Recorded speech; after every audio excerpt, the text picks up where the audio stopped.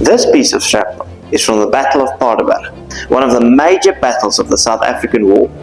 It was fought from 17 to 27 February in the Orange Free State, on the banks of the Modder River. The battle began when Field Marshal Lord Roberts trapped a 4,000-man strong Boer force led by General Cronje, who was retreating eastwards towards Bloemfontein. On 17 February 1900, the British forces caught up with General Cronje, and instead of retreating, he dug himself in on the banks of the Modder River, and the battle started.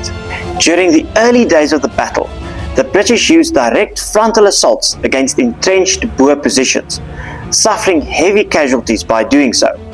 Later on, Roberts decided to change tactics and encircle the Boer positions, bombarding them with heavy artillery fire.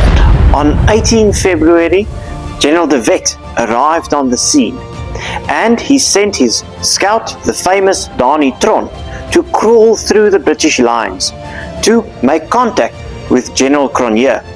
The plan was for them to break through the British defensive lines and for General Cronje and his 4,000 Boers to escape through those lines.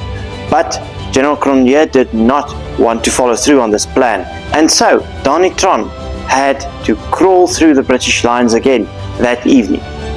By 26 February 1900, the Boers, including women and children, had been fighting for 9 days, and they were running short on ammunition, drinking water, and food. Exhausted, the Boer commanders decided to surrender on 27 February.